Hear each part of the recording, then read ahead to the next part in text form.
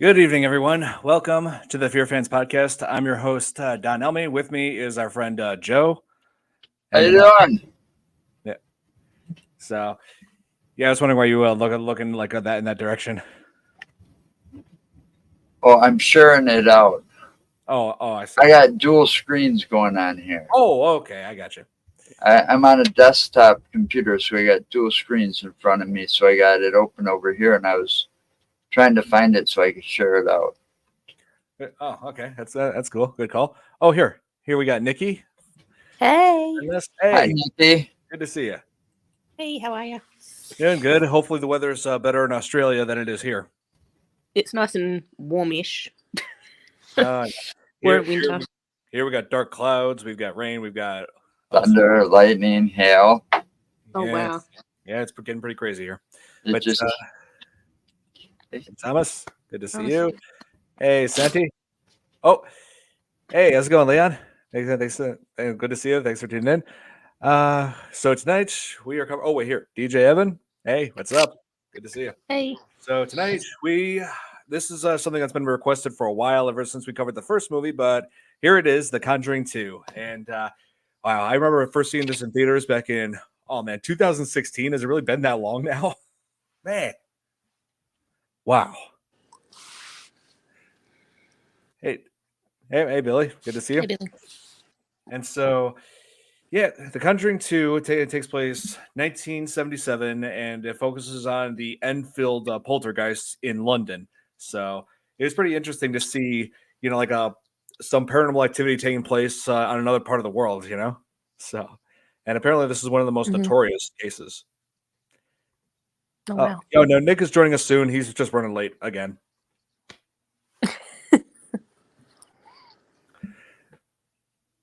Here's a good question. How do you compare The Conjuring to Insidious? Well, I feel like The Conjuring has more historic value to it because it does depict like real actual hauntings with each film. But yeah, Insidious was entirely fictional but there are some good similarities, like paranormal investigations into like demonic hauntings. So, here. Hey, Nick. What's up, guys? yeah. Sorry, I was running a few minutes late. I just literally finished, and this took several days, the daunting task of cleaning up my entire room / office. So it's all cleaned up, dust free. Okay, that's great. Yeah. So Nick, The Conjuring 2, this focuses on the Enfield poltergeist. That's correct. Yes. What I told you about this last week, Don. What I was, Nick loves lava. He does. You know what? Actually, just before I get to, I just want to say I just came onto my laptop. Obviously, I just came onto my laptop, Don. Right. And my background has a tendency to change. And what it shows right now is Minecraft. I didn't even add it. It's like the laptop knew. And to make matters worse, it's too bad Kate's not here to listen to this, but it's got bees. Oh, the bees. Because they know. Your computer knows you like the bees. Next time you start it, it's going to turn on the lava. It knows. It definitely knows. It has a mind of its own, definitely. Yes. But anyways, for Conjuring 2, I mean, what's interesting about this case was it was only also just a few months ago I actually did a Nick Files episode on the actual case of what really happened in that house in Enfield. Mm-hmm. Mm-hmm. That's right, you did. So, yeah, the Enfield poltergeist. Though I do question like how the film depicts that accurately as far as like historically accurate. That's why I decided I thought this would be kind of cool for your show, Don, is actually show some of the actual stuff that I had presented on the slideshow. So we'll kind of make this like not necessarily, but kind of like a crossover. So because I'm not gonna show the full thing, obviously, because it would take a long time for me to get through. But I'll show the most important parts of the slide that I made of the actual events itself. Right. That'd be good. So yeah, good idea, Nick. And so Conjuring 2 was also again written and directed by James Wan, and we just covered one of his movies last week, Saw. So that's correct. It's a good movie too. Oh yes. Oh yes, Conjuring 2. It's hey Christopher. I think this is this someone new? I think I recognize this name. This Christopher Christopher. A. James. I feel like I've heard of that name before, but I'm not entirely sure. But nonetheless, as I always say, for any Welcome. newcomers who joined, just welcome. Welcome. Yes. So Conjuring 2. So I believe this film takes place in 1977 at Enfield, which is I believe a part of London. Yeah, it's in England. It's in I think in the greater London area. Yeah. And this is taking place in like one of those small houses they have in that neighborhood. And If I may show real quick, Don, one of the slides. Here's something I could help you out with. I'll just read from the. What's that? Oh, sorry. What was that, Nikki? It's all right. I'm just yelling out people's names. Yeah. Okay. You go. That's my daughter. Oh. Okay. Well, welcome, Ashley. Glad. My youngest. Oh, really? Okay. Awesome. Nice for you to tune in. So let me give you a little tour, if you will, of the actual case. I'm gonna share the screen if you don't mind. Sure. So, like I said, I'm only going through slides partially. I'm not going through everything. I got you. Okay. So here, and for those that haven't seen my show, this is actually what I do in documenting real cases like this. So here, start off this way. Okay. On the evening of Tuesday, August 30th, 1977, Peggy Hodgson, a 47-year-old divorced mother of four, and her brother John Burcombe heard loud noises and shuffling coming from her daughter's bedroom at her cramped council house in Ponders End, Enfield, London, England. Oh, council house. That's what that's called. Okay. Yeah, that's what it was. Yeah, which is the poorest part of the borough at around 9:30 p.m. When she went into her children's bedroom to tell them to stop fighting and go to sleep, she found them, two sisters, 11-year-old Janet and 11-year-old Janet and 13-year-old. No, that's Janet. I'm sorry. It's been a while since I've seen it. Yeah, this is Janet over here on the left, and that's Margaret on the right, huddled in the corner with terrified expressions on their faces.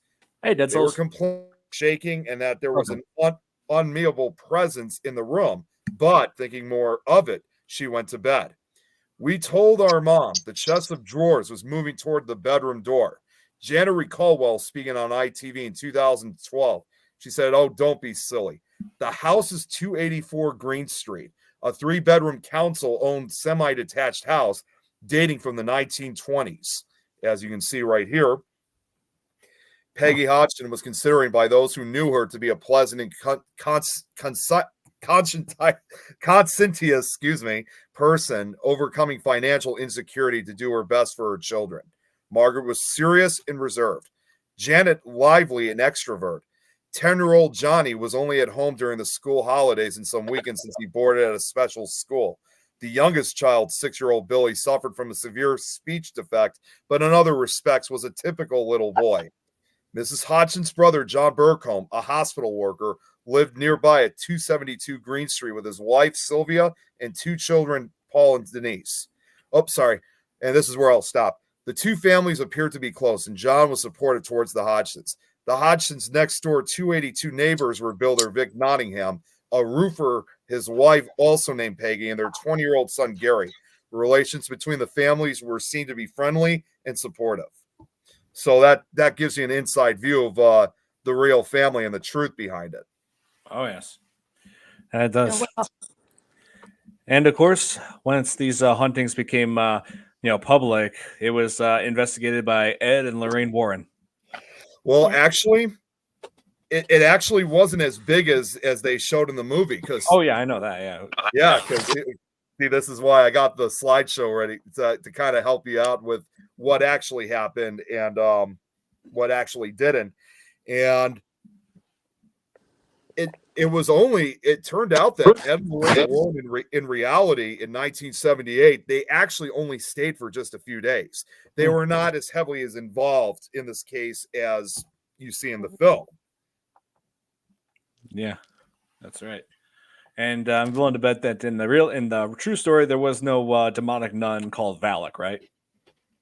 No, there wasn't. That was just that was basically made for the movie. There was true poltergeist activity, but it was not. It was not. There was no demonic nun. Well, of course, Hollywood has to embellish the story. They got to make money off of it. They got to grab your attention and keep it. Yep. And they did exactly that with this trailer that I got loaded here. Hang on. Let me just go ahead and take your time. You know what? I actually have to. While you're doing that, I actually got to make a quick correction. Hang on. Okay, go ahead. Yep. So, in order to really sell the movie, they had to really make it as dramatic and, like really introduce some pretty gruesome ideas. And and they did that with this trailer. This is my home. Get out now. No, this is not your house. Now, what's your name? My name is Bill Wilkins, and I'm 72 years old. What do you make of that voice? Sounds confused. Is he senile? The voice on this tape is coming from an 11-year-old girl. They're calling it England's Amityville. There is a family that desperately needs our help. After everything we've seen, there isn't much that rattles either of us anymore. But this one still haunts me. Does it feel like the voice is coming from inside you? Or like it's coming from behind me. Like I'm being used. Janet, are you all right? Stop calling me Janet. She's such a good girl. What's so wrong with her? An oppressing spirit will try to force you to commit the ultimate sin. And what's that? Murder? Suicide? Or both?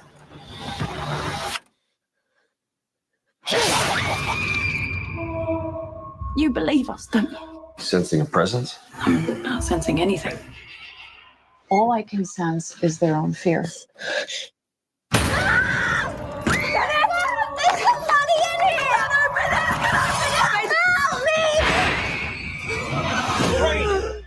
Honey, you're bleeding. What is happening? I had a premonition of your death.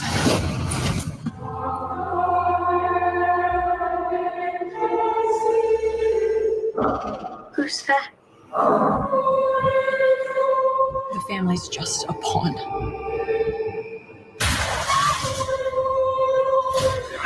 Something inhuman wants to kill you.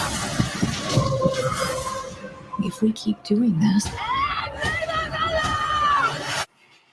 you're going to die.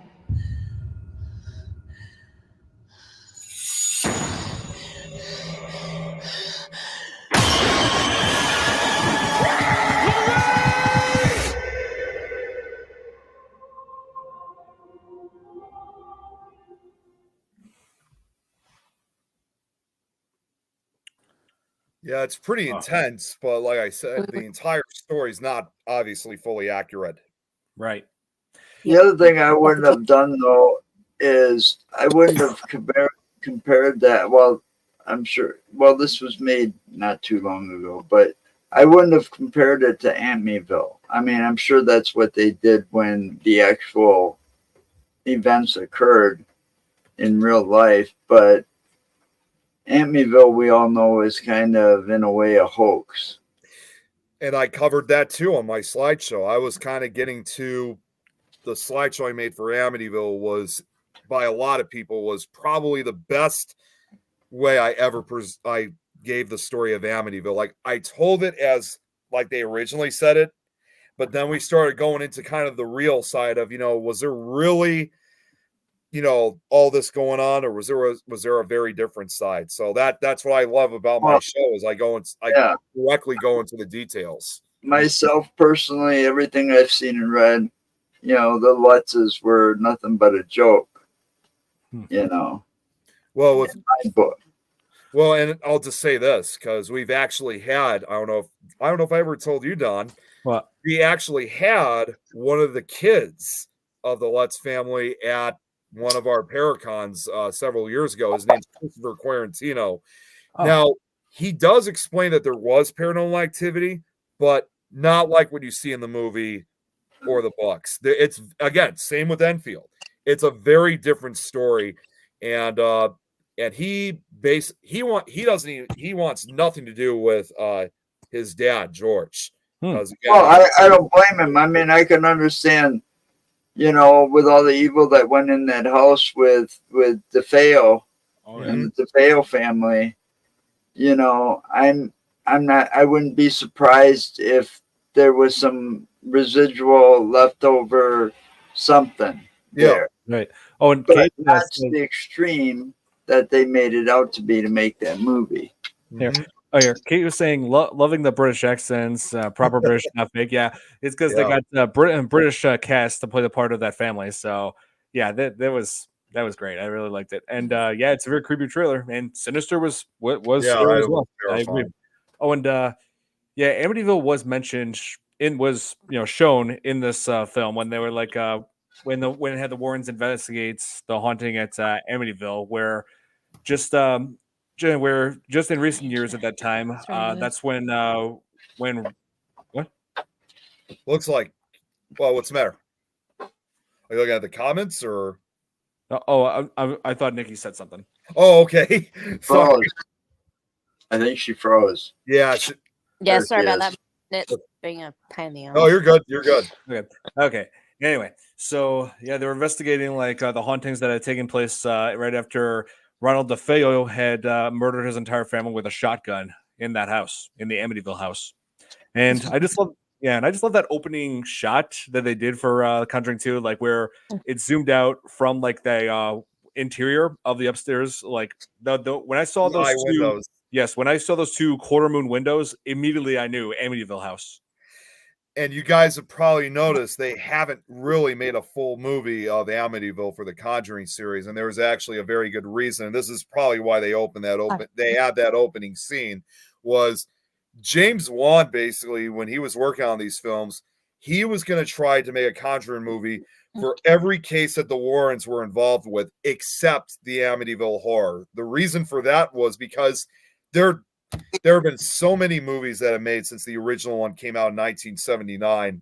I mean, since the original one came out, and not counting all these ripoffs of these crazy titles, there's been about 10, 11, or at least a dozen official movies of Amityville that have came out. I got them all actually right to the side. Yeah, what's that? I'm sorry. Sorry, go ahead. But James Wan had said that if they'd made a Conjuring movie just focusing on Amityville, it was just going to be another movie to add to the franchise. So that's why they never have made an official movie, and they just added an opening scene instead of a. Well, I think James Wan could have done Amityville a little justice in a way.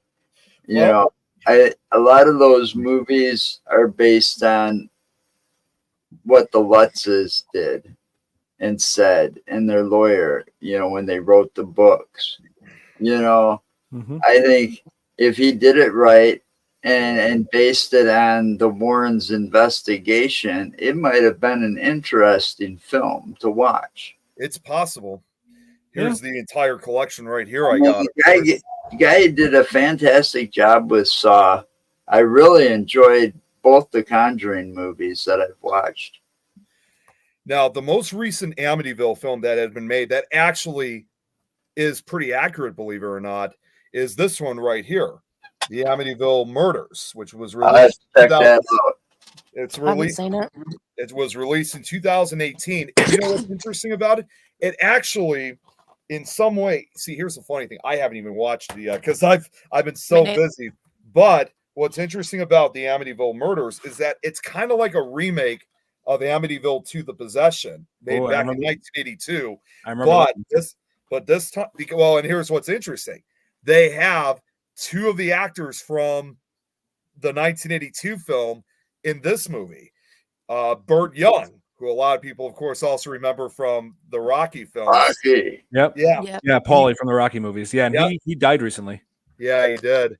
It's sad. He was a great actor. He was. But he not necessarily reprises his character like what he did in the original film from the 80s, but he obviously plays a much more calmer, nicer guy than what he was in the original movie.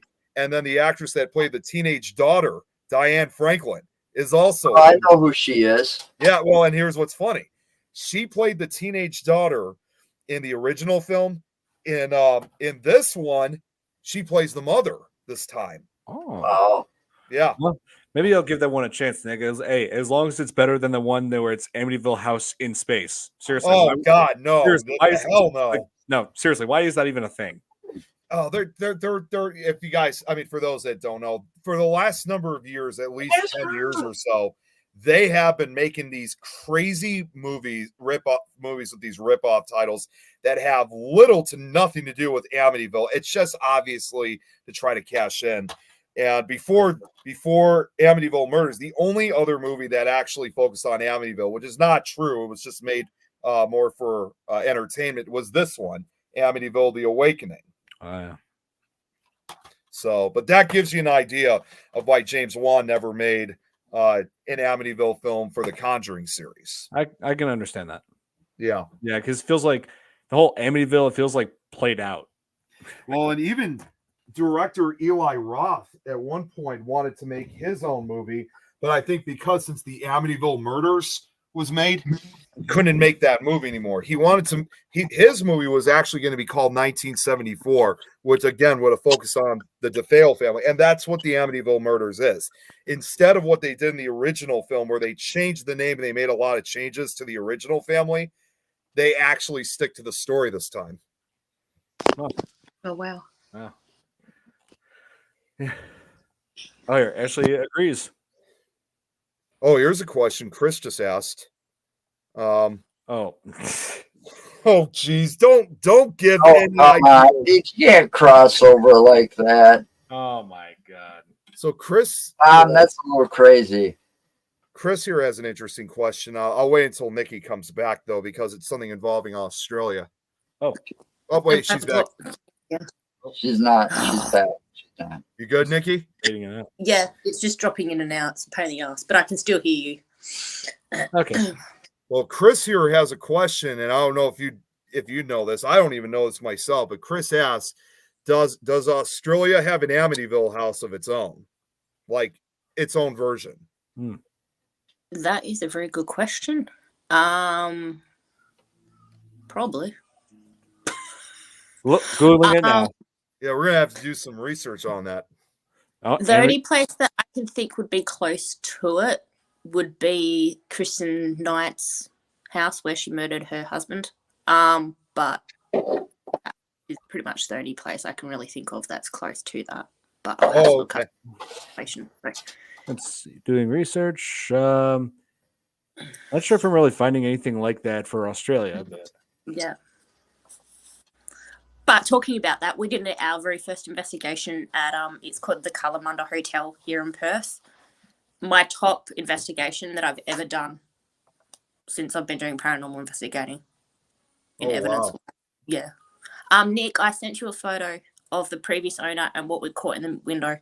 Oh yes, I've been meaning to open that. I'll check it out later tonight. Yeah, it's quiet. Okay, cool.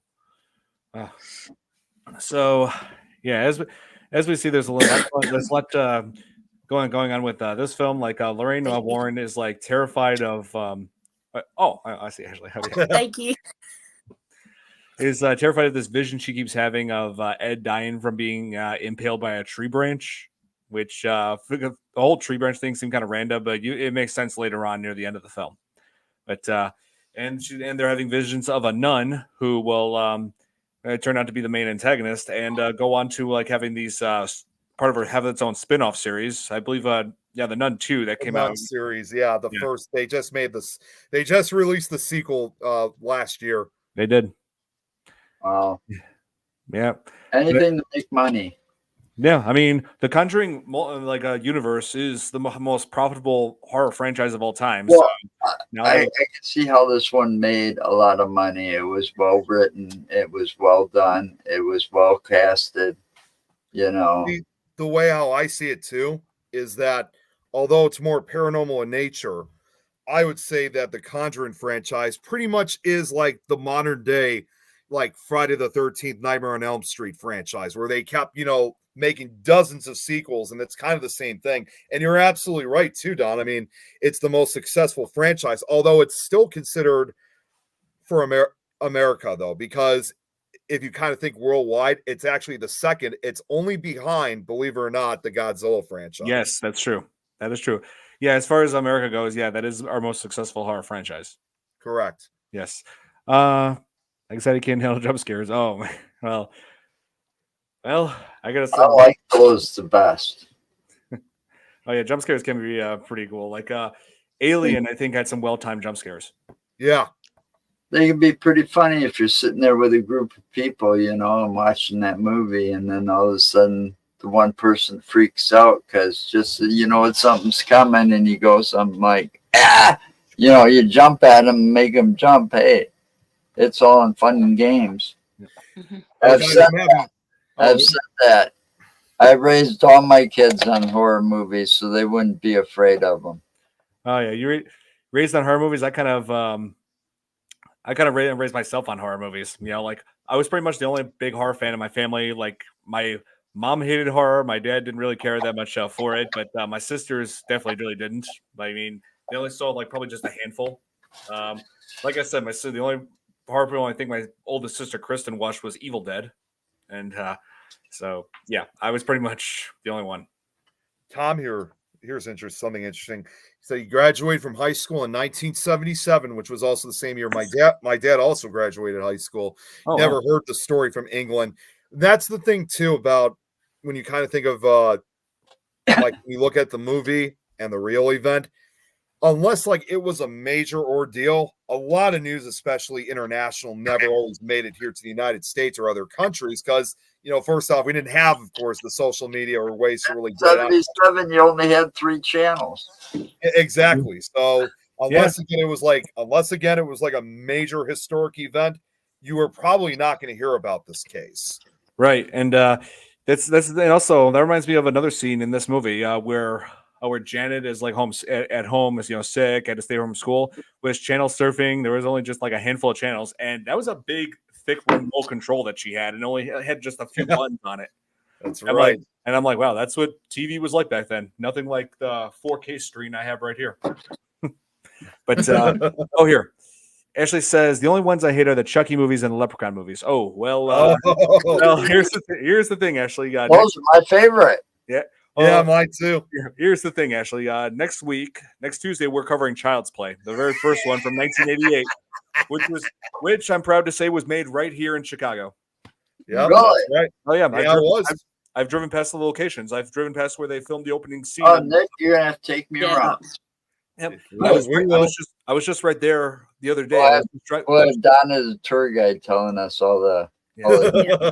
So yeah, like I was saying, I was just there the other day when I was I drove past right where they filmed the opening scene on Wabash and Van Buren. You know, that's where that toy store was.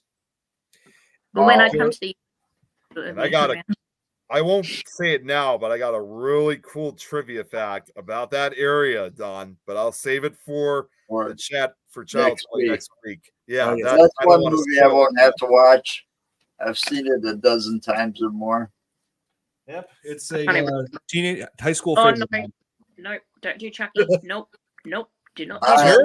Jeremy does though. He's got a doll at his place. I used to have a Chucky's doll that was actually from the studios back when I worked in the video stores. Nice, but it got destroyed or lost or something. It gives toys a bad name. Oh yeah.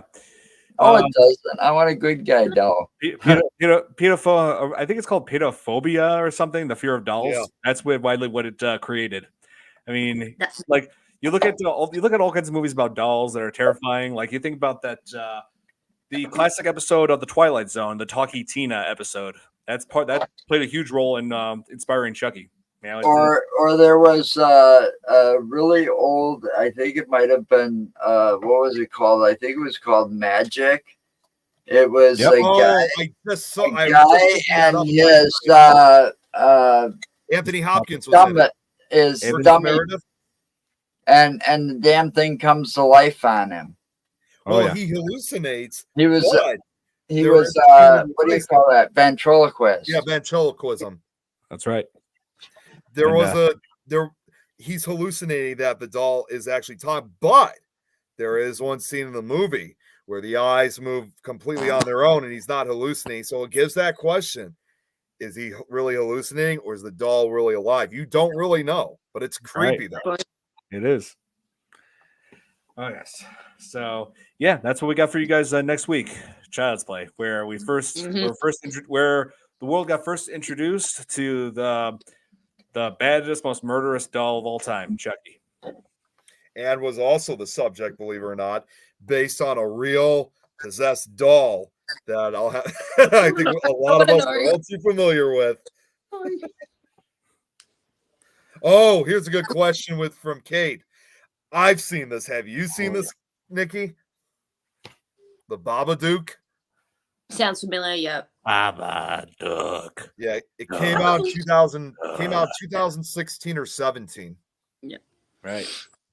Yep, Ashley just said it. Robert. Hey, Yep, said now everybody's saying it. yeah, no. Don't do dolls. You know, you can stick your doll where. Yep.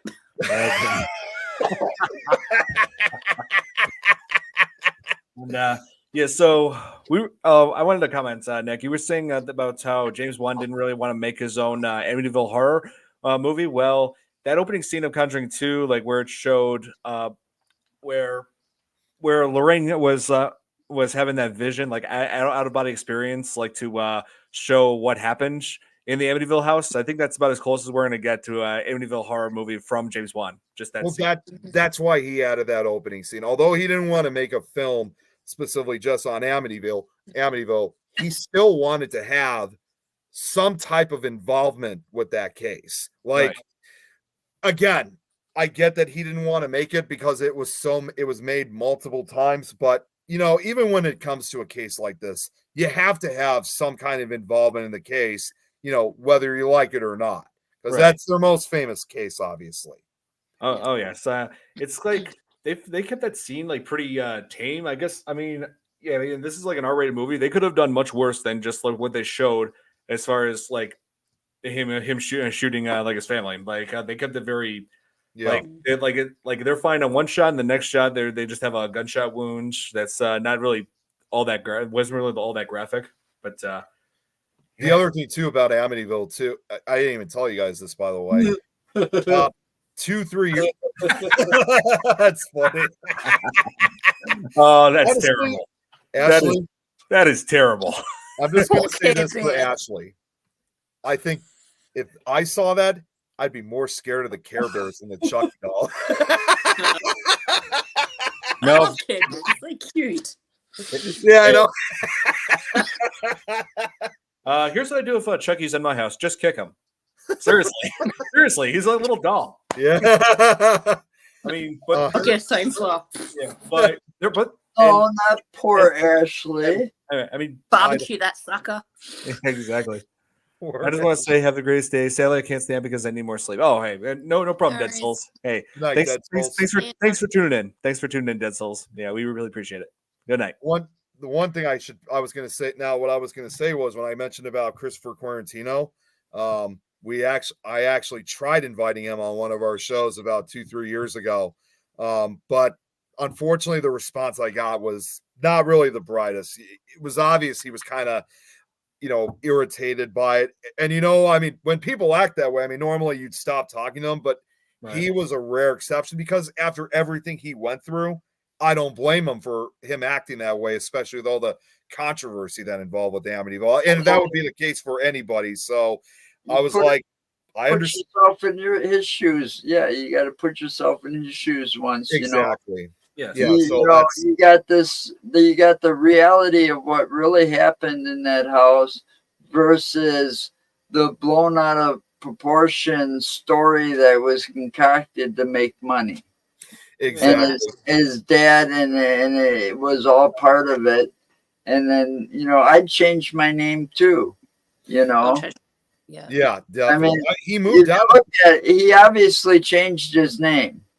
He did. And he also moved out when he also moved out of the house when he was only 16. person only changes their name usually for 3 reasons. One, you get married and you're female. Mm-hmm. And then the other 2 is your family is a disgrace and you want nothing to do with them and you don't want to be associated with your family. Or 3, you're hiding from something or somebody. Well, Chris, he said he was still close to Kathy, his mom, because that was obviously his biological mother. George was a stepfather, so he wanted nothing to do with him afterwards. He's still staying in contact with Kathy, and I think obviously kind of drove a wedge between even all 3 kids. So the daughter Missy has not come. Hey, what's up, Jill? Hi, Joe. Hi. The daughter's not come forward since. She's completely in hiding. Then Daniel Lutz, of course, also did that documentary called My Amityville Horror, which from what I heard, Daniel and Chris, they don't get along. So other than that, it's really Chris who's been speaking about this. He's hoping one day that a film could actually be made of what really happened. But like I said, though, when I tried inviting him, she buried a Chucky doll in ice. No, I'll get a flame flower and burn that sucker. Oh man. But yeah, like I said, I could definitely understand where he was coming from. So I don't blame him for the way how he was feeling. Yes. So Jill. So tonight we're covering, as you can see, we're covering Conjuring 2. We kind of got in this discussion about the opening scene, how it's basically like going over the Amityville haunting, that investigation that Ed and Lorraine Warren did, and yeah, I mean, Amityville Horror, that's like one of the biggest hauntings that's been talked of time and time again, like adapted into films more often than any other case that I know of. Oh yeah, there's so many versions of like copies of it kind of since the first one. I just showed my collection I got of the official movies that were made. Oh yeah? How many? I'll get them again. I'm willing to do it. Give me a second here. Which Leprechaun movie had the grandpa grandson? Oh, that was the second one, actually. That's what I thought. Yeah. Oh, here. Yes. Actually, That was actually Ninja Wolf. one. We just did Leprechaun. Yeah, we did. Well, Just a couple months back ago. on St. Patrick's Day. Yeah. Yeah, the second one. Right. That was it. Yeah, that's correct. And you know what? I forgot something in this collection too anyway, so I had to bring it back. Leprechaun There you in go, Space? Phil. Oh, wait. Here. Amityville in Space? Yeah. For you. Whoa. Nice. Yeah, some of them are on VHS, but this is the official collection, not all those rip-off ones. I know, of course, the VHS ones were kind of rip-offs, but at least they were more professional films, even though they weren't that great. But this right here is the official franchise. Oh, And of nice. course- Hey, Nick. You said that you were missing one, and I said Amityville in Space. No, thank God, no. It's not even a movie. It's not even a movie. Hey, Of I'm course, just kidding. You can't I'm go kidding. wrong with this. The Oh, there original you go. book. The original story. Yeah. Nice. One day we got to cover the Amityville Horror, like the original. Yeah, we do. We will one day. We all soon. One day. One day. Oh, Leprechaun 2? Yeah, Leprechaun. Everybody says like Leprechaun 3 is the best out of all of them, actually. Like taking place in Vegas, but I feel That's my favorite. yeah, I feel like the characters were kind of a downgrade. It feels like the romance between the main characters felt very forced. I You know? don't think I've seen it. It's I like may have, but I don't think I've seen them. Yeah, but I think it was for me for Leprechaun 3. It was the limericks. Oh, Oh, yeah. okay.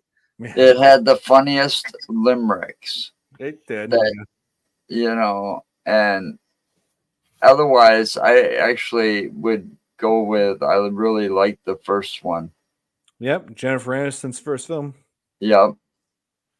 One thing I want to also point out, and this is back to The Conjuring 2, and this is actually something I'm sure you'd find interesting, Don. You know, like when I mentioned about before about how in reality the Warrens were only involved with the case for a few days. Right. There is one thing I wish they could have done with The Conjuring 2. There was another famous investigator that was part of it, which of course he's seen in the movie. The investigator who had the glasses, the British investigator, Right. whose real name is Maurice Gross. Maurice Gross. Excuse me. He was actually probably more heavily involved with the Enfield case than the Warrens did. So what I wish they could have done was they should have had more of the focus on Maurice Gross than the Warrens did, because it would have made it a lot more accurate. Yeah, they just wanted to make it more about the Warrens, you know. Yeah, although if you didn't know this, just a year before The Conjuring 2 came out in 2015, there was actually a 2-part documentary film or movie also on the Enfield case. And that one too actually focused on Maurice Gross. But once again, not everything they showed was accurate, but at least they got part of that film right. Yeah, that's true. And of course, yeah, I was just looking at that comment. Yeah. Yes. And so, yeah, there were some pretty terrifying scenes in this. Like, it's like, sure, they introduced some villains that were not, you know, were not accurate historically, such as, like we said, the Nun, but also the Crooked Man, who was like being depicted, like who was from this. What do they call that toy? What is that device called? It was like a music box. Zoetrope, Yeah. something like that. Yeah, which is basically like an early form of animation using like this rotation and a light. Yeah, and played this song for this for the son Billy to help him with his stutter, and yeah, played this song for him. But then the demon manifests itself into that character, the Crooked Man, and I like how the Crooked Man is played by Javier Botet. We talked about him before on the podcast. Yeah, he was he's got Marfan syndrome, like where it gives him a tall but thin kind of a build to him. And yeah, he's like 6'7", and he's like got long fingers, long arms. He's played all kinds of monsters in movies, such as the Leper from the 2017 It remake. He was Slender Man in that god awful Slender Man movie from a few years ago. But Don, I don't mean to cut you off. Nikki has to go, unfortunately. Oh, Hey guys, sorry. Yeah, my daughter's got can't speak now. Cross country run in about 10 minutes. I'm gonna see her try and run it. So have a great day, guys. Take care, Nikki. See you, Nikki. Thanks. Thank you. Bye, guys. See you later. Sorry, Don. Go ahead.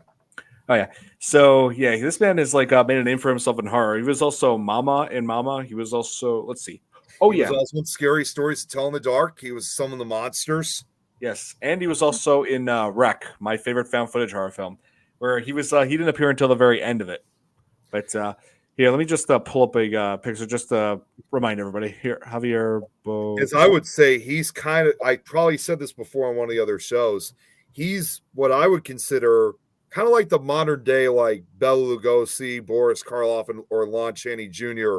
of today's generation, because much like actors of horror film. Yeah, I mean, much like those actors back in the day, he's kind of taken over that legacy by playing different monsters because of his condition. Right. He's taking advantage of it. Yeah, it's very slender look. Very slender look. So that's why he was Slender Man. Yeah, which he did look good as Slender Man. Just the rest of the movie was terrible. Yeah, that's right. Here's his latest work. That's what's that from? That's from the new Dracula movie, Last Voyage of Demeter. Okay. Demeter, yes. That's where he was a vampire. It was big, yeah. That movie was basically based on this a few of the chapters from the Dracula. And let's see. Well, I'm trying to find where he was. Yeah, I'm trying to find where he was in. Oh yes, this was it. This is the role that he played when he was in Wreck. Creepy, huh? Very creepy. Yeah. So, yeah, this guy has done some amazing work over the years for horror. Yeah. That whole character, the Crooked Man, was based on a nursery rhyme. Yes, that's correct. That is true. Yeah, let me just find just to give people like the Crooked Man. Here, let me just. Now, while you're looking that up, as far as what I know from what I studied about the Hodgson family, they never had a music box like that in real life at the Enfield house. Yeah, I figured that was just made up for the movie. Yep. Oh, here, this is what they. Oh no, that's from something else.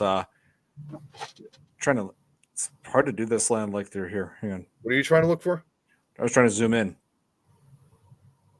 Yep. So that's how he appeared as the Crooked Man in The Conjuring 2.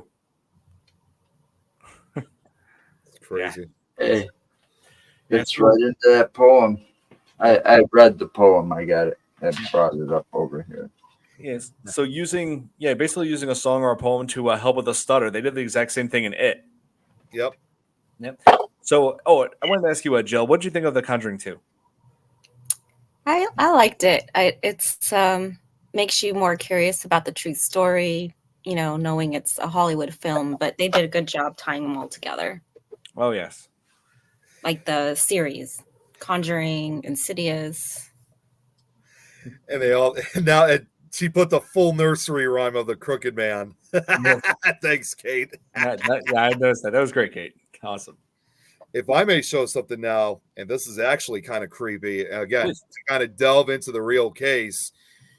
I know this was shown in the credits, but I have some of the photographs that supposedly, even though it's kind of debatable, it shows the photos of the youngest daughter who supposedly had levitated in the air. And these were all, and I put these all in chronological order, which Jill, I was just explaining, we've kind of been making this like a Nick Files FearFans crossover. So yeah, I saw that when you did that one. Yes. Yeah, I remember you saw. So here's how it all first started.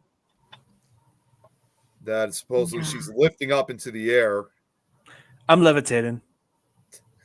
Don't you know that song, Nick? Yeah, I know that song. So yeah, these are the actual photos. These are stuff. And I got one other slide. Oh.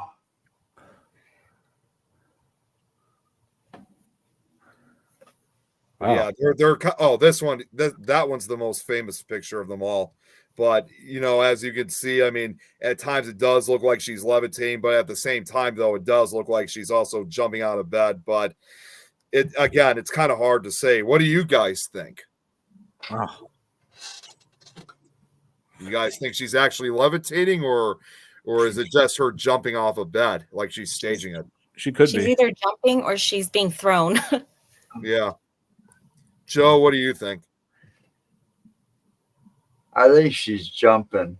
It just, I don't know. It's hard to believe. It's I jumped on a lot of beds when I was a kid, and that's a lot what it looked like. Your legs go up, and yeah.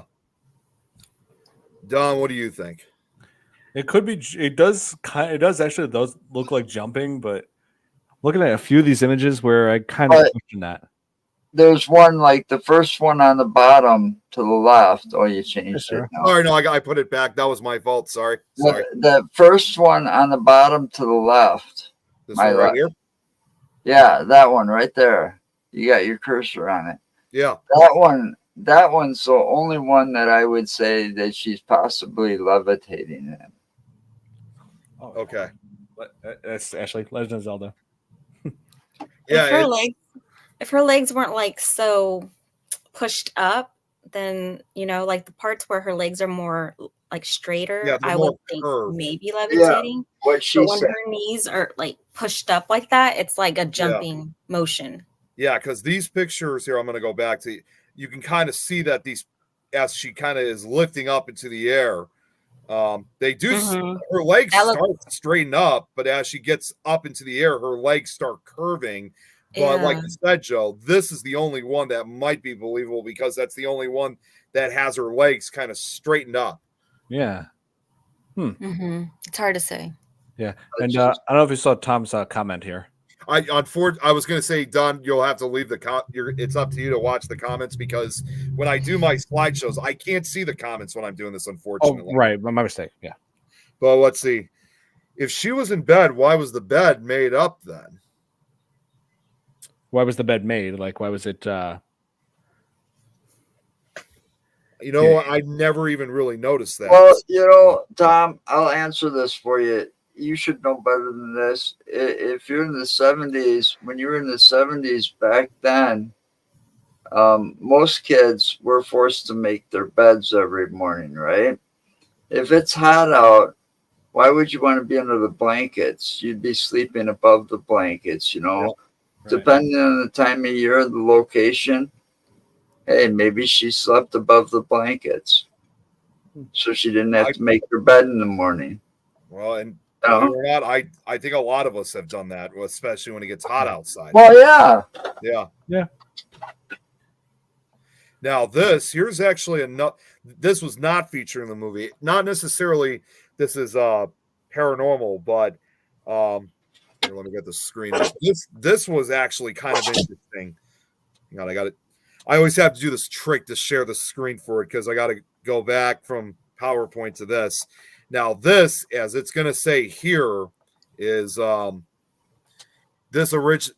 You're going to see it in just like this is original 16 millimeter film stock that was used to film the Hodgson family in their home, but on several occasions was unable to get clear shots, as you can see by these 16 millimeter film stocks.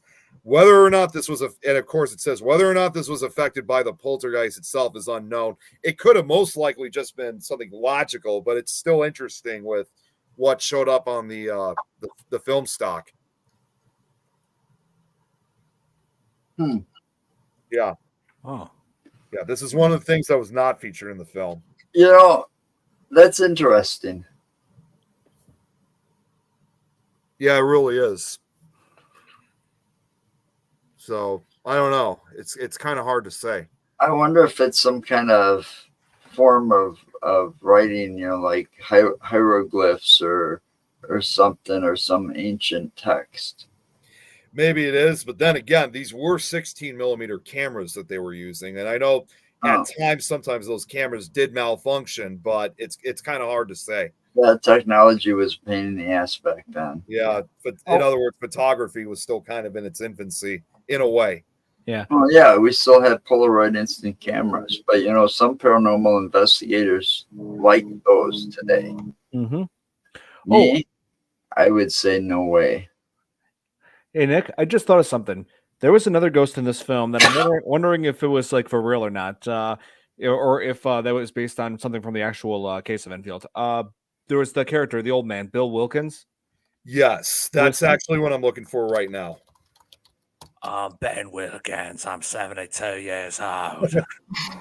So, what they actually said that there were possibly two entities in this house, not the nun, of course. What I'm going to read here from this slide, it's two slides actually, but they're relatively short. And this will answer your question too, Don, about the supposed Bill Wilkins. So the first case that they found was, first off, more members of the SPR joined them on Saturday, December 10th. Dr. John Beloff Gregory, who was actually, if you remember, the skeptic in Conjuring 2. That was her. That's actually her, Anita Gregory. The group challenged the entity to speak. An anomalous voice began to emanate from Janet.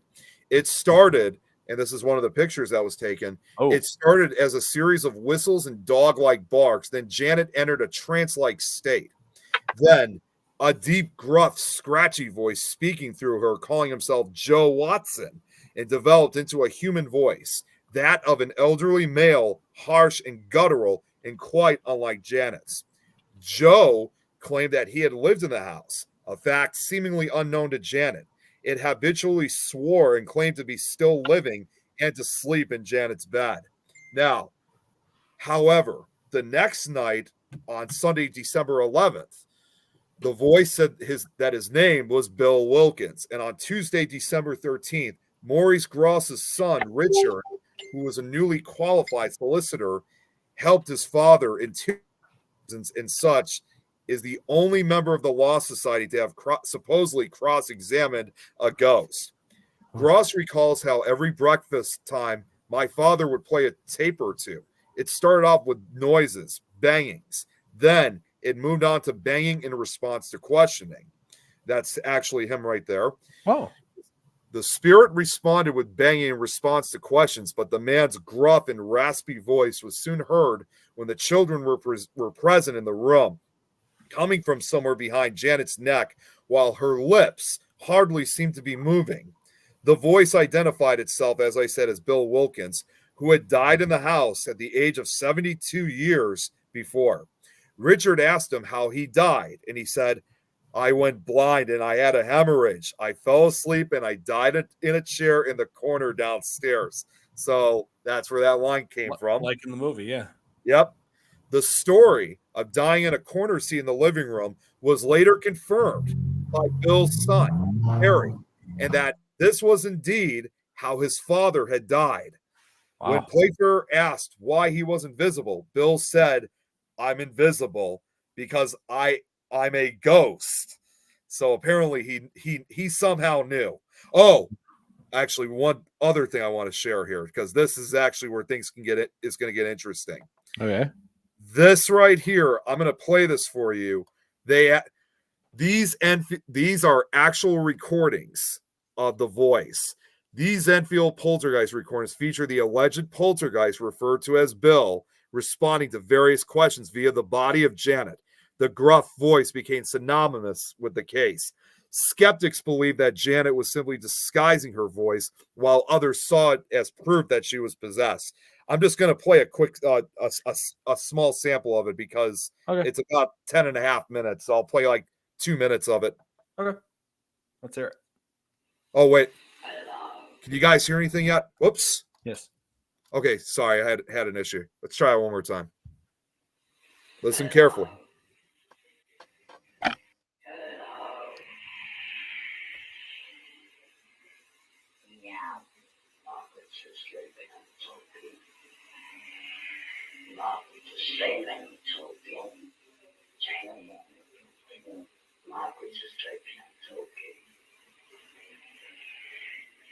Wow. Oh, shit. We just found another slave and it's talking. Sound. Hello. Janet, Mark, and Betty, oh, the slave is talking. I'm good.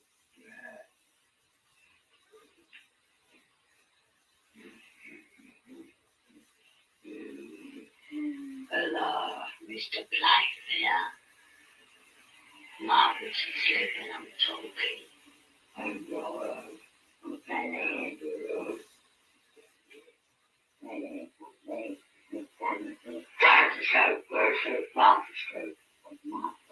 I know some of the audio is kind of garbled, but this was the best I could do.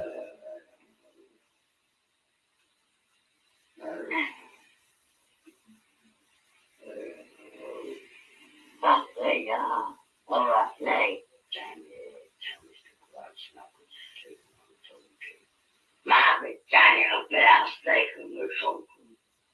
Just Margaret.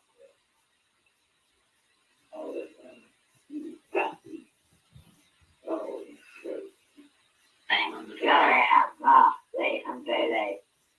Hello, they. Hang on, dog. And they all come up. Yeah. Yeah. Yeah, it's a pretty creepy recording, but it's definitely a real interesting one. What do you guys think? Yeah, I was trying to get a sense of it. I feel like there is accuracy in what's going on. It's just like there's a mixture of between like she was trying to also do more than what was happening. So that's why you get like both. Like you get maybe some fake, but some is real. Yeah. So yeah, because I feel like that's not a good recording. So there's something in that. Some truth to her story. Definitely. Well, and here's what it says to add about the voice. What now from the skeptical side of what some people were saying. I mean, yeah, it doesn't.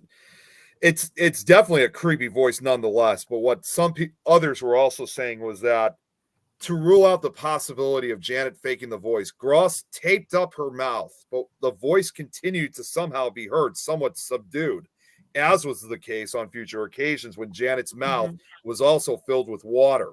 He then asked Janet to hold water in her mouth, which she did, and the voice could still be heard talking. Gross recorded many hours of the voice by using a contact microphone placed on the back of Janet's head of what appeared to be a different and louder sound than her normal voice. The details which are related in Melvin Williams' The Enfield Poltergeist tapes. A speech therapist, however, approached by the investigators and who examined Janet, couldn't be certain and was unable to say where the voice was coming from or how it was being sustained, though it bore some resemblance to a false vocal cord tone. John Hasted carried out an experiment together with Adrian Forsin, a phonetics expert at University College London. Tests with a largograph indicated an effect known as plica ventricularis, which is where muscle tension behind the throat can produce sounds independent of vocal cords. However, there are known side effects in this condition, and using this much muscle tension to speak often results in around 6 weeks of hoarseness and extremely sore throat, and can do some serious damage, none of which happened to Janet, who would speak up for up to 3 hours. Huh. Since no cause could be found, it was concluded that something was using Janet as an amplifier. Oh, Mm-hmm. that's crazy. Yeah. Yeah, I came across this link right here. I don't know if it's like talking about Bill Wilkins, like, and according to this image right here, it says that he might be buried close by to where the house was. I think so, because I don't know. That's the interesting thing about, unlike what you see in Conjuring 2, is that Bill Wilkins' son, who was still alive himself at that time, was never featured in the movie. I think it would have been interesting if they had a character play his son and maybe actually make it even more accurate about like where Bill Wilkins may have actually been buried. Yeah. and they said that in the movie that he died in his chair. Is that how it was? That's how it was in real life, right? The true story. Yeah, that's what I read. Yeah, same exact line. Wow. Well, I think it's like the chair got brought to the house, so he might not have died in the house, but he's part of the chair, like attached. Yeah, an attachment. So it's very likely, yeah, he could have died. He could have died somewhere else, but like the chair was his. It was probably his most prized possession. That's why he was still attached to it. Mm-hmm. Yeah. Yeah. I just feel attached to the chair that I'm sitting in, my grandpa's work chair. And who knows? You could be still haunting that chair. If someone took that chair, Don, and brought it to their house, most likely. Even if my grandpa Don existed here as a spirit, I'm doing what he would have wanted. He would have wanted me to save this chair. He'd have no issue with me having it. No, I'm just saying, let's just say if after your time has passed and you really love the chair just as much as your grandfather did, who knows? You may still be attached to it even after death. So if someone, let's say, brought it to their house, you're probably most likely going to follow it because that was your grandfather's chair. It's one of your prized possessions. Yeah, I have a few prized possessions from my loved ones who I've lost, like that Jaws book, that first edition, which belonged to my great aunt Rosemary. My grandpa's bracelet, his silver bracelet. So. Yeah, I have quite a few heirlooms. Sit in and watch them get thrown. Yeah, only I sit in this chair. That's my rule. Yeah, that's the thing. So I guess Sarah, you just introduced another reason why nobody else should sit in this chair. You are adding your energy to familial objects. She's not wrong, actually, on that. Mm-hmm. Yeah. Yeah. So, and this chair, I intend to keep it exactly the way it is. I'm not going to have it there's you can't see it here, but there are spots of paint here because my grandpa Don was an artist. He painted that's how he made his living.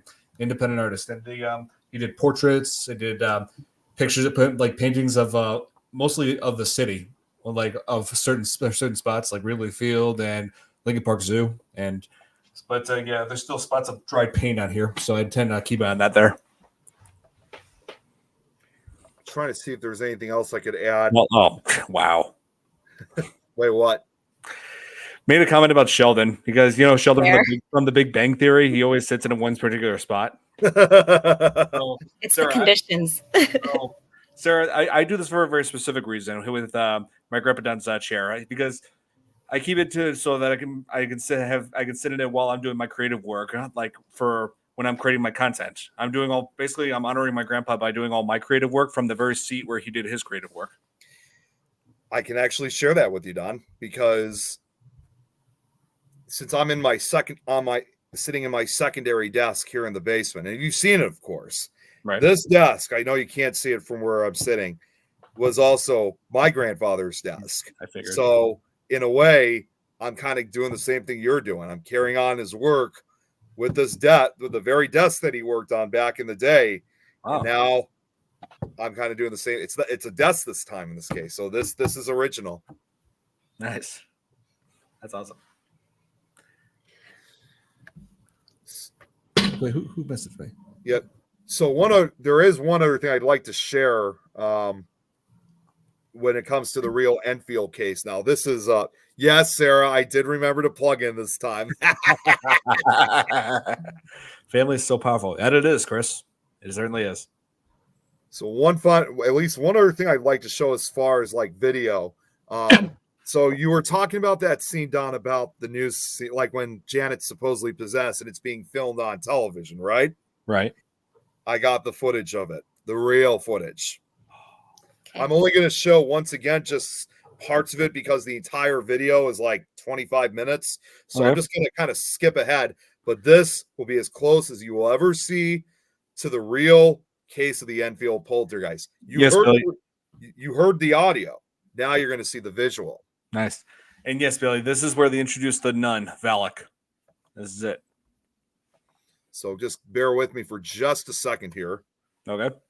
And oh yes, that's right. There is a fourth one coming out. Last Rites. That's what it's supposed to be called. Yeah, I wonder what they're going to investigate in that one. Sarah said to send it to her. I think the actual video. Sarah, I'll send you the link. Here's the other interesting thing about this video. This video is actually not very hard to find. You could find it on YouTube. So I just made a copy of it just so I had it for the slide itself. So once again, Don, I'm going to leave you to the comments because I can't see them now while I'm doing this. So I'm just going to kind of skip ahead, but this is actually from the BBC.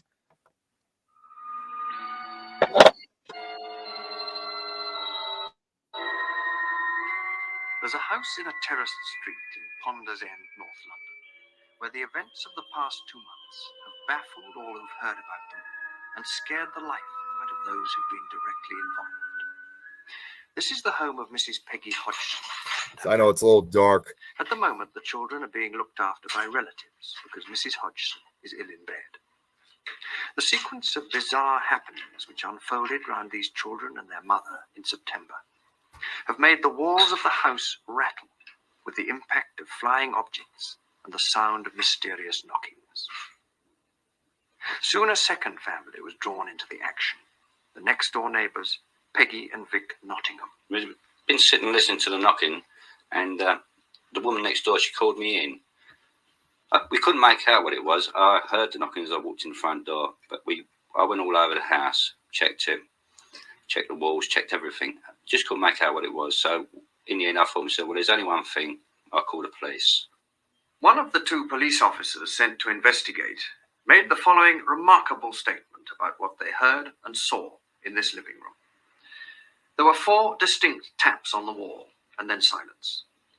About 2 minutes later, I heard more tapping from a different wall. The other police constable checked the walls, attic, and pipes, but could find nothing to explain the knocking. The eldest son of the family pointed to a chair next to the sofa. I then saw the chair slide across the floor. It moved approximately 3 to 4 feet and then came to rest. I checked the chair, but could find nothing to explain how it had moved. Please. I'm going to skip ahead. I'm going to try to find that part where supposedly the audio is. Oh, yeah, actually, right.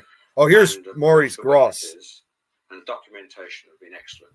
The violent things I've seen happen are the furniture moving, the furniture being thrown upside down. In fact, one night I was standing here, there were about 11 or 12 people in the room, and I was standing talking to one of the members of the family, and I was in front of the settee, and the settee went straight up in the air and turned upside down, right in front of me, no more than a foot away from me. What particular tape stands out in your mind? Well, I think one particular tape that stands out in my mind is the incident where I was communicating with it quite a long while, very seriously. And then something happened, which was very funny indeed. Knock. 1 for no and 2 for yes. Are you a male spirit? 1 for no and 2 for yes. That's 2. You are a male spirit. Did you used to live in this house? You did. Was it more than 50 years ago? Yes.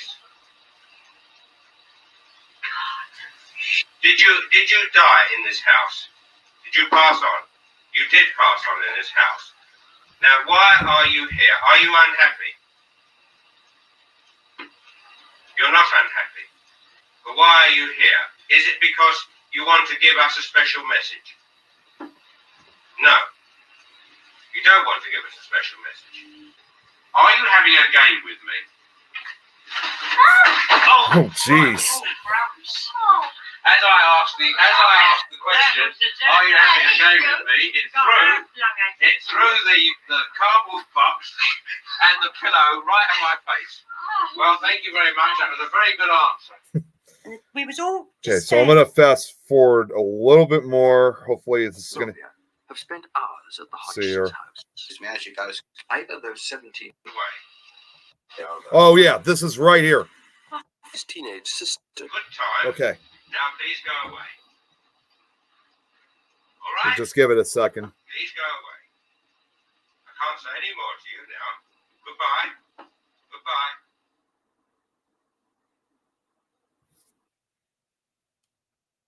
Oh, there's those film stocks. These Okay, here. teenage sisters believe they're haunted by a poltergeist. I was going to ask the same question as I asked earlier. How many voices are there? 600. 600 voices. I know the joke. How many really are there, Margaret? I think so far we've had 10 sensible voices, but the rest of the names are absolute rubbish. So that was that space. They didn't show exactly the full footage of it, but they showed an example out of it. Slanger, Oh wait, hang on. There's one more scene here. Manifestations was when Lego haunted by a poltergeist. It's not haunted. Oh wait, actually, Of course. no, that was it of it. Okay. So what did you guys think? Wow. So, like that actually just flew up in his face. It's kind of hard to say, but there have been, again, not every single time, where some footage of things being lifted, are thrown across the room. It's typical in a lot of paranormal footage. So, but that I forgot about that scene myself. That supposedly Maurice Gross was thrown and had something hit him. Oh, He said a pillow It was no, I thought it was I think he said it was a cardboard box. and a pillow. and a pillow. He wants, He right. wants a pillow fight. Yeah. So I guess Bill Wilkins just wanted a pillow fight. In a way. See, if we had more time, I would have loved to have shown the full thing. But the problem is, again, it's 25 minutes of video, and we just don't have enough time for it. Right. Yeah, but I mean, overall, I think Conjuring 2 is definitely on par with the original. It's like, sure, it may not be historically accurate, but the story and the suspense, the jump scares, all of it was enjoyable. Sadly, when it comes to the real case too, most of the people involved in the real case have all passed away since. So And I know the mom Peggy has since passed away back in I want to say 2003, if I remember correctly. I'm not going to show it this time. I'll just read it. It shows everybody who was involved. Anita Gregory, the skeptic, who one of many visitors to Enfield, who concluded in her brief investigation that the girls had staged certain incidents and felt that the evidence from the case had been greatly exaggerated. Unfortunately, died a few years later on November 7th, 1984, at the age of 59. Dr. John Beloff, another one of the skeptical members, died on June 1st, 2006 at the age of 86. Maurice Gross, turned out he remained in contact with the family until his death that same year on October 14th of 2006. That same year at the age of 87, several months after Beloff's death.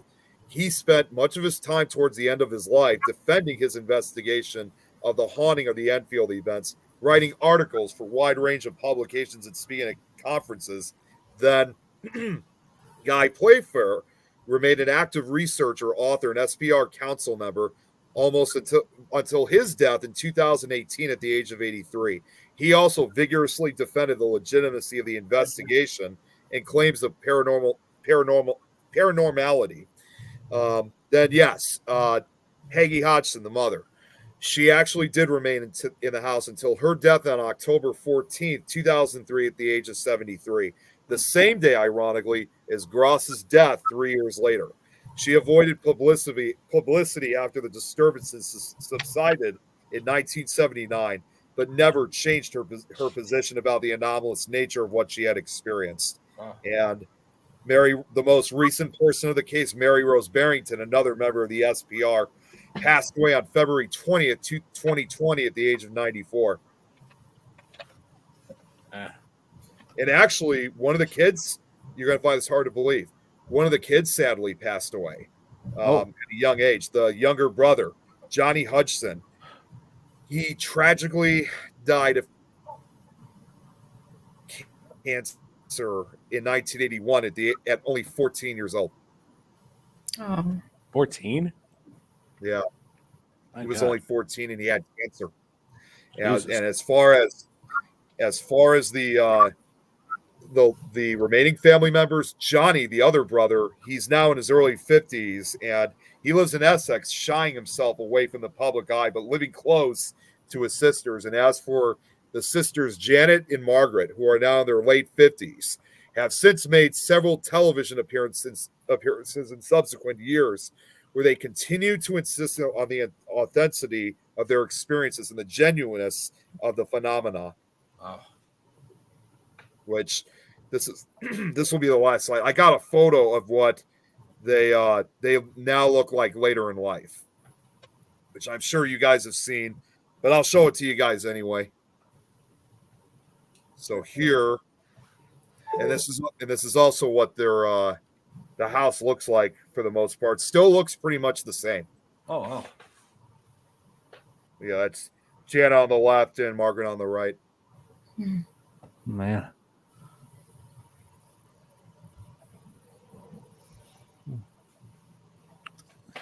So, Ashley's heading out. Good night, Ashley. Oh, yeah, I pointed that out. Yes. Good night, Ashley. So that's all I gotta have for for the slides I got. Again, I can go on for hours if I wanted to, but I don't want to fully take over your show, Don. No, you're fine. Yeah, I mean that's a big part of what we were doing on here. We're covering not only talking about not just scenes from the movie, we're also comparing it to the real case. Mm-hmm. Well, I'm glad my slideshows can also help out with some. This can definitely show down that some of my slideshows can help out with your episodes of FearFans when you talk about haunted house cases. So now I have another good reason why these slideshows my presentations are always successful. And I guarantee you we'll be doing the same thing when we cover the Amityville Horror. Yeah. Oh, yes. Oh my God! You're gonna have to see what I got for that one. That one, if the Enfield poltergeist slideshows you saw, even though you only saw a few of them because I was cutting it down because I know I didn't have enough time. You're gonna love what I have for Amityville. Nice, but yeah. So there were some really all sorts of other terrifying scenes in Conjuring 2, like where Janet was teleported into that room, and all the crosses that her mom that Peggy had nailed onto the wall, just turned upside down, indicating a demonic presence, something that insults God. That's what the upside down cross is meant to be, like a mockery towards God. The mocking of the Trinity, Father, Son, Holy Spirit. Yes, mocking of the cross. And now that takes the shape of a nun, another form of mockery. Real quick, what Sarah said. Janet, I didn't hear anything about Janet passing away. I think she's still alive. Let me check. Although now Sarah's also saying that Janet has also recanted her words of what really happened, because you probably did notice very briefly in the footage, there was some fakery that did go on during this case where the sisters did stage some of the stuff. I don't know if you heard it briefly. Yeah. So sorry, I heard an echo or something. I thought someone else was speaking. But yeah, there was if you heard very briefly when I was skipping across, there was one part where they asked the girls, "Is this house haunted?" And Janet's like, "No, it's not." And then her sister's like, "No, shut up. Don't say anything." You know, that kind of thing. So while some of it was legitimate paranormal, there were other times it was the work of pranks. All right. Oh, Jeremy. Hey, what a surprise. Hey, Jeremy. I literally just got done pre-recording the wrestling show for Sunday. I was going to say, I looked at that. I'm like thinking, wait a second. And then I thought, oh, wait a minute. It's because of, the pre-record.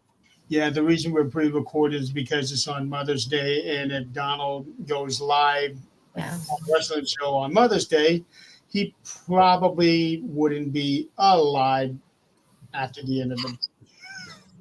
Right. Smart move. Yeah, so how you been, Jeremy?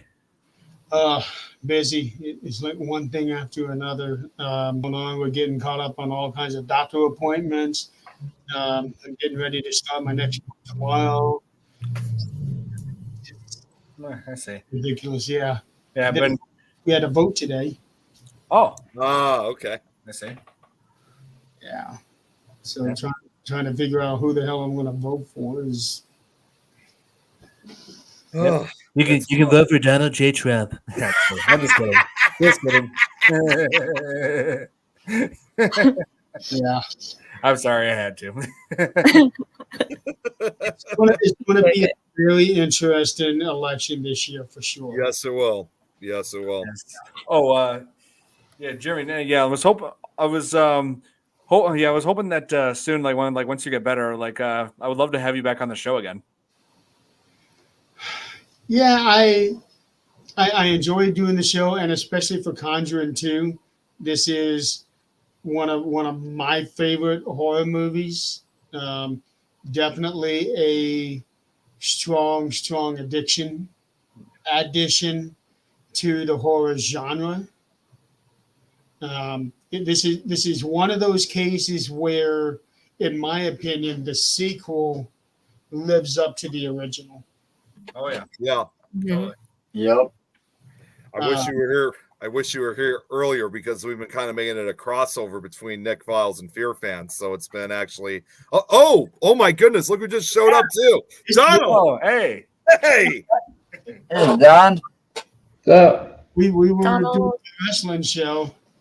And the fun thing about Conjuring 2 is that it is set in Christmas time. Yeah. So that just adds another movie to my Christmas marathon every year. Nice. Right. That's right. Good point. But I was saying, if only you were here earlier, I was showing some of my slides and some of the real stuff involving the Enfield poltergeist, like the audio, the video. It was really cool stuff. So in that research, I do want to ask you, in the movie where they did the thing with the two tape reels and then put them together to get that one sentence, it won't let me go away or something like that. Right. Won't let me Did go. that actually happen in real life? As far as from what I found in my research, I didn't find anything like that. I think because that line, "it won't let me go," probably had something more to do with the nun, obviously. As we've already said countless times, there was no demonic nun. So that was obviously just made for the movie.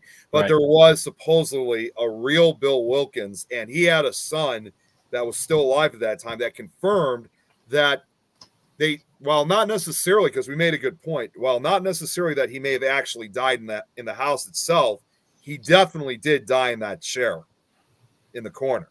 Oh, yeah. And it's said that the woman in the movie died in that same chair as well.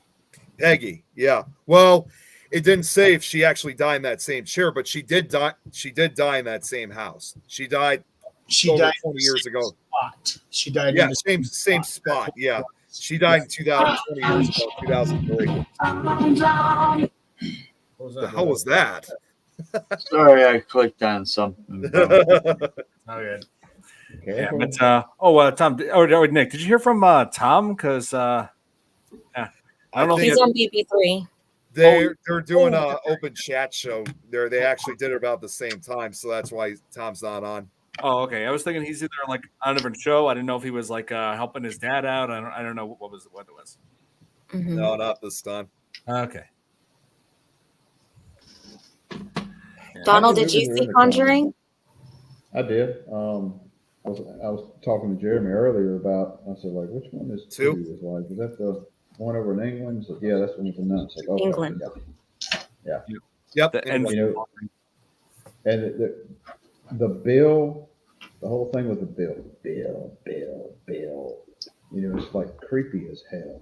Yeah. That and the Crooked Man. Mm-hmm. We went over like how the Crooked Man was played by Javier Botet, who plays monsters in all sorts of other movies. Like Slender Man. Yes, he was Slender Man. His performance as Slender Man was probably the only good thing that ever came out of that movie. Seriously, that was terrible. I was supposed to say I haven't seen Slender Man, so I'll have to watch it, but maybe now not. So Yeah, not the best idea. Oh, at work. It's all right. At work for the past, I don't know, a couple months, we've been taking our lunch and we're on Tubi and pulling up 80s horror movies. They had a whole section of 80s horror.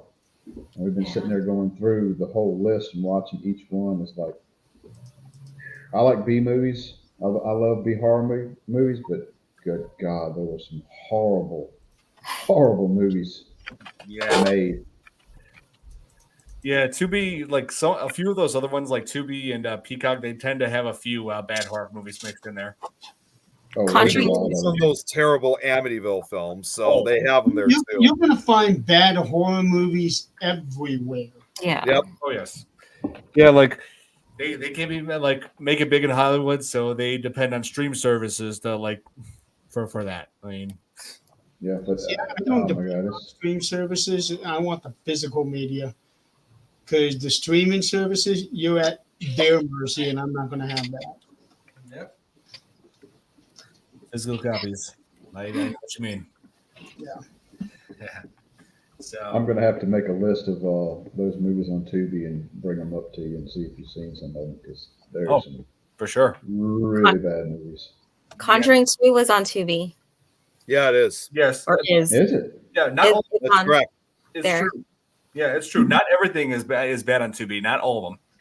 There are some good. No, there were some good movies on there. I think the Sleepaway Camp series, or at least the first one's on there. Yep. That's one of my favorites. Yep. Let's see. Oh, they have Terminator. That's something. That's one of my favorite action movies. Yeah, they've been starting. I mean, although they add a lot of the bad ones, they also have been adding a lot of good ones to it at the same time. Let's see. Oh, they have Ringu. Nice. Ringu, the original. Oh, Nick. Yeah. What? What is it? What is that? Here, wait, hang on a second. I can't see it. Oh no, not Bunny Man Massacre. No. Who mentioned Bunny Man before? Probably me. Yes, that's a movie we'll never watch ever again, and I mean ever. No, don't see it. Do not see it. You're just wasting your time at that point. I was like, I'm gonna put it on the list. Yeah, you won't be sorry.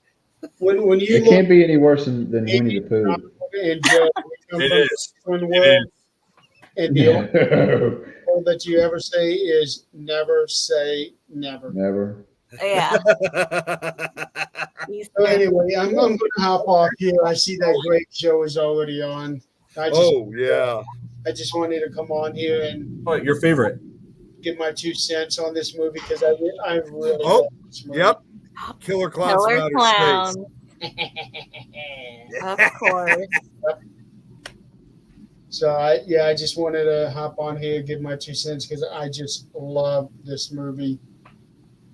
Even if it was brief, I'm glad to have you on, Jeremy. Oh, and so that everybody knows, next week we will be covering something that a lot of people have been wanting for a while, Child's Play, the original from 1988. Ooh, classic. Yes. Oh, you didn't do that one? Not yet. No, we haven't done that one yet. Yep, I've been saving it for a good occasion. I'd figured this would be it. Yeah. So Let me ask you a question, some of y'all.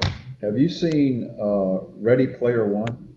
Yes. You know what? I still need to see Multiple times. Wait, Nick, you haven't seen it yet? What was that? Wait, no, I haven't. Wait, who was I talking with about that movie? Was that It's such a fun movie to watch. You know what's funny? I could have actually seen that. I could have seen that movie for free. You told me that. It was you, Joe. It was you and Tom. I think we were talking about. Yep.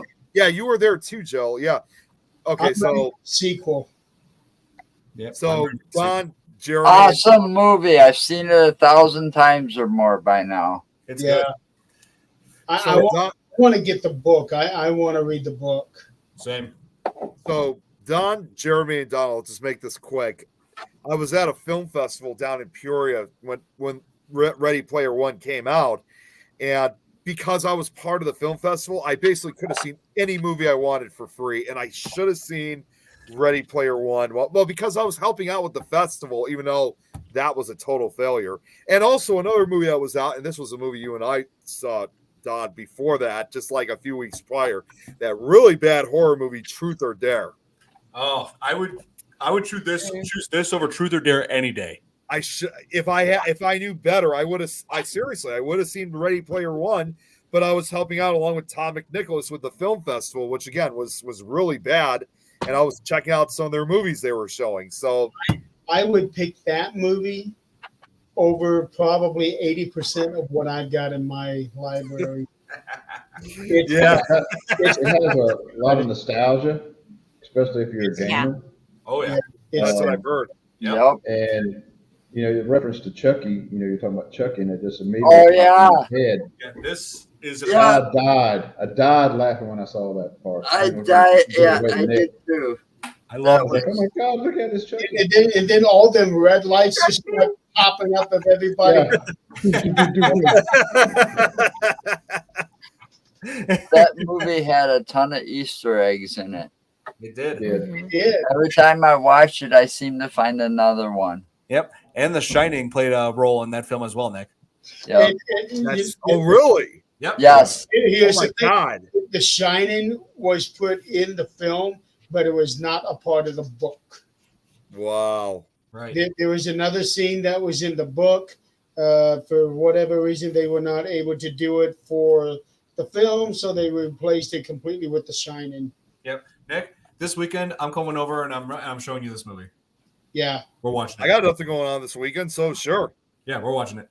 Let's do it. I would watch it again. Yeah, I would. It's really good. Yeah. Let's do it. I'm ready for it. All right. Ready Player One. Yes. For sure, man. I mean, it's like this. It's no different. Also, like, I think it was you two who showed me this, and I've been trying to see that up until then. I was trying to see it when it came out. I think you also introduced me to. Yeah, you did. You introduced me to Deadpool. So if you were able to introduce me to Deadpool, I'm sure you could do the same for Ready Player One. Yeah, I even have the digital copy. Oh, awesome! That's how much I love this movie. Yes. Same with the Conjuring movies. Yeah. Yes. Oh man. Oh here. I want to come with popcorn. Oh, for sure. Everybody wants to see it now. So are we turning this into a digital watch party? What's going on here? I don't know. Look what you did, Don. Now you got to put a watch party. Look what you did. Look what you did. Yes. Look what you made me do. Don't do it on Mother's Day.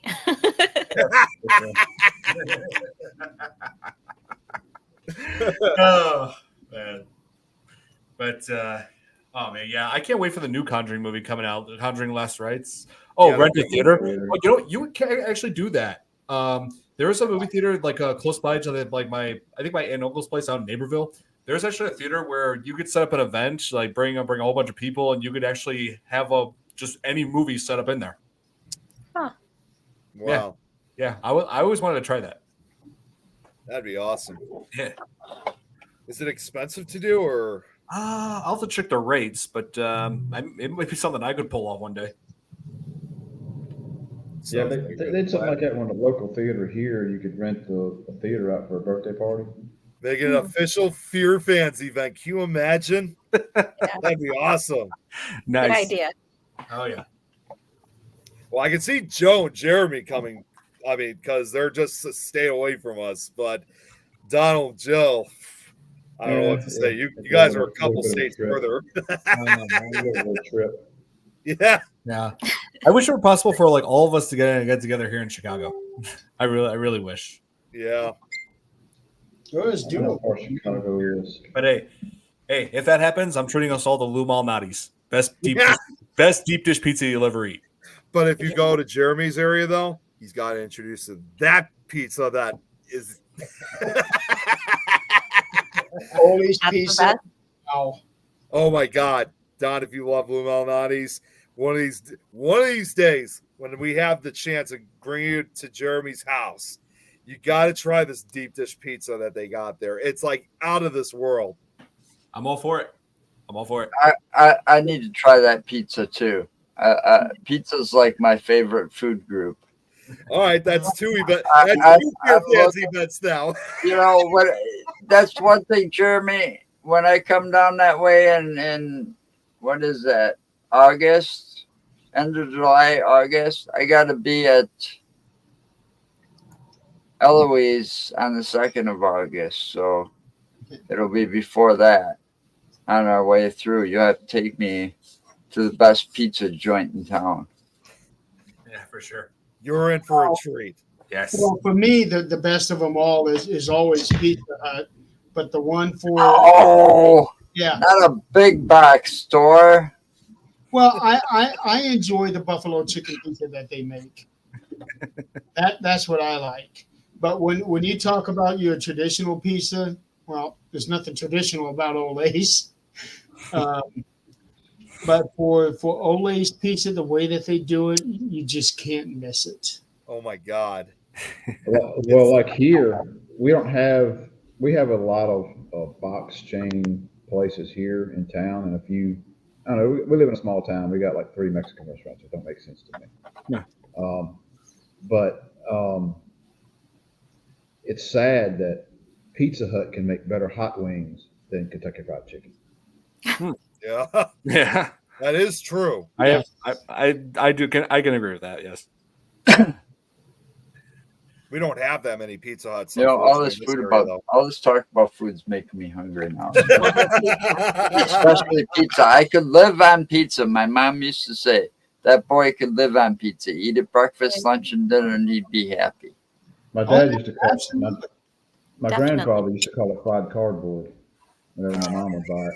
Fried cardboard. Yeah, cardboard. Yeah. Yes. Some of it tastes like that, though. Yeah.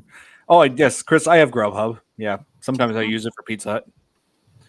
Yeah, like I have like so many different accounts. I got like Grubhub. I got a Domino's account. I've got Lou Malnati's account. I'm pretty much all set. Pizza Hut around here is like the bottom of the ladder. Yeah.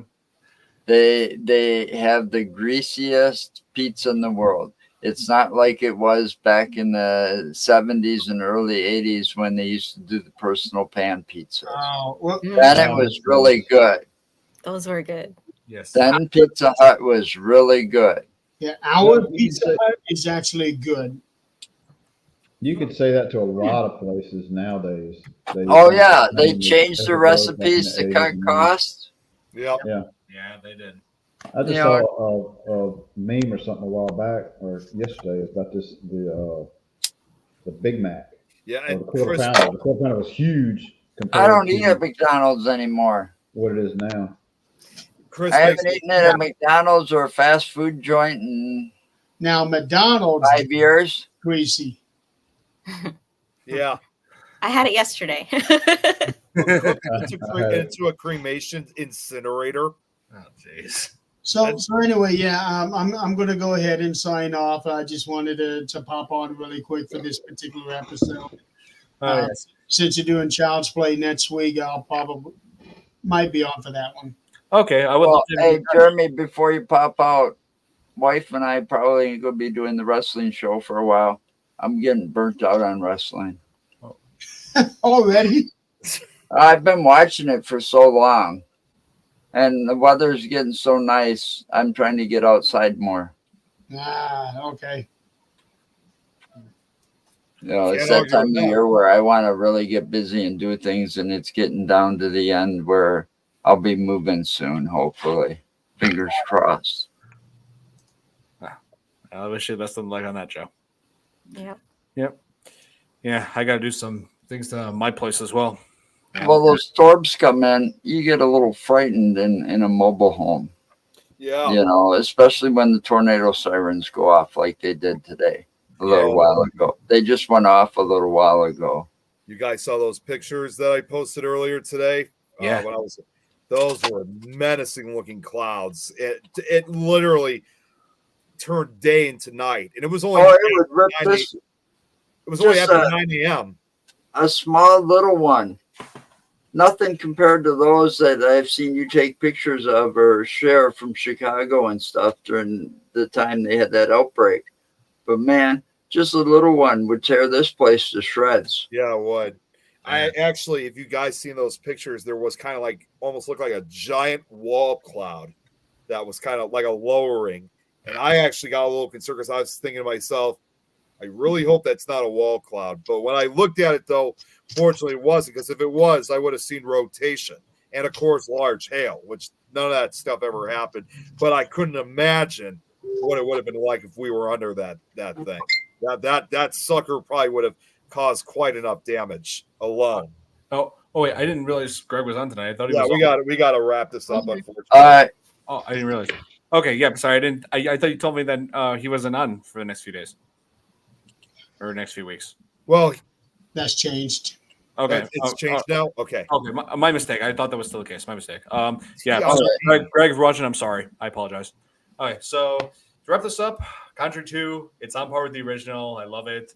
And be sure to tune in next week as we cover Child's Play. I've been waiting so long to cover this. Oh, I can't wait. Yes. I can't wait. I love that movie. One of my favorites. All right. So hope you guys enjoyed. Hit the like button if you did. Subscribe if you're not subscribed. And I'm sorry. Go, Joe. I'm going to give you a quick spoiler alert. I was the one that put Chucky in the Care Bears. It's too bad you could have told that when Ashley was watching. Man, can you imagine that crossover? Oh, I was saying earlier, I think what would have scared me the most probably would have most likely been the Care Bears. All right, so hope you guys enjoyed, and hit the like button, subscribe if you're not subscribed, Support Things Network, support all of our channels, support all of us. Yep. InsaneAsylumPodcast.com. And I'll speak out for Tom. YouTube.com/This is Tom's World. Tom's No World. spaces, no Tom's World. Yes. Oh, hey, Nick. Don't end it now. Okay, all right. Okay. Bye. All right. So have a good night, everybody. Good night. Stay safe.